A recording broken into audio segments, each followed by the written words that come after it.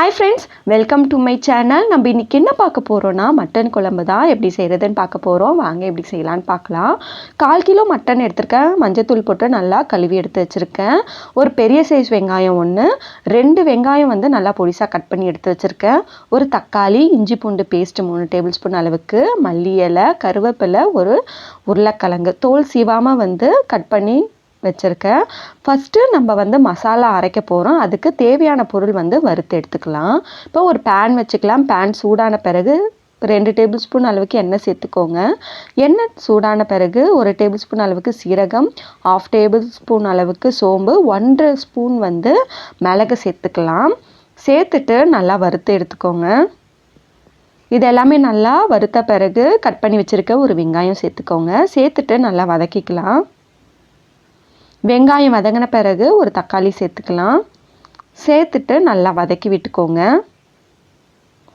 வெங்காயம் தக்காளி நல்லா வதங்கின பிறகு ஸ்டவ் ஆஃப் பண்ணிவிட்டு ஆற விட்டுனுங்க. ஆறின பிறகு மிக்ஸி ஜாரில் சேர்த்துட்டு அரைச்சி எடுத்துக்கலாம்.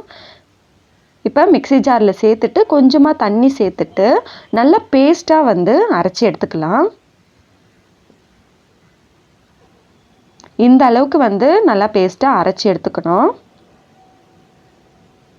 இப்போ ஓரமாக வச்சிடலாம். ஒரு குக்கர் வச்சுக்கோங்க. குக்கர் நல்லா சூடான பிறகு 3 டேபிள் ஸ்பூன் அளவுக்கு எண்ணெய் சேர்த்துக்கலாம். எண்ணெய் சூடான பிறகு பட்டை, கிராம்பு, ஏலக்காய், பிரிஞ்சி இலை சேர்த்துக்கோங்க.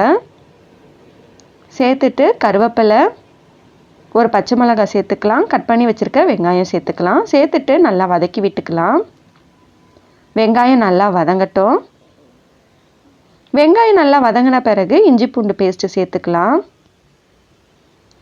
சேர்த்துட்டு பச்சை வாசனை போகிற அளவுக்கு நல்லா வதக்கி விட்டுக்கலாம். இஞ்சி பூண்டு பேஸ்ட்டு பச்சை வாசனை போன பிறகு 1/2 டேபிள் ஸ்பூன் அளவுக்கு மஞ்சத்தூள், காரத்துக்கு ஏற்ப குழம்பு மிளகாய் தூள் சேர்த்துக்கிறேன். 1 table spoon garam masala powder சேர்த்துட்டு ஒரு 2 நிமிஷம் நல்லா கலந்து விட்டுக்கோங்க. அதோட பச்சை வாசனைலாம் போட்டோம். கலந்து விட்ட பிறகு கழுவி வச்சுருக்க ஆட்டுக்கறி சேர்த்துக்கலாம்.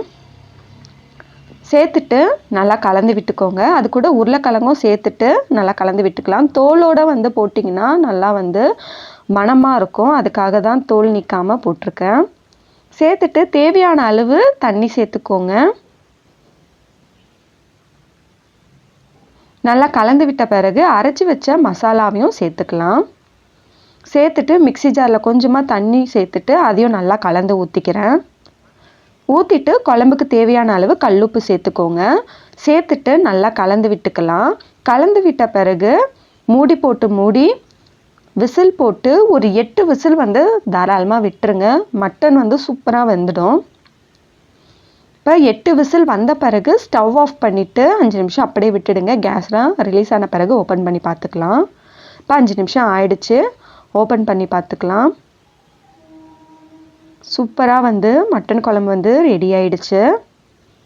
கொஞ்சமாக மல்லி இலை தூவி நல்லா கலந்து விட்டு சர்வ் பண்ணிங்கன்னா சுவையான மட்டன் குழம்பு ரெடி ஆயிடுச்சு. இதே மாதிரி நீங்களும் ட்ரை பண்ணி பாருங்கள்.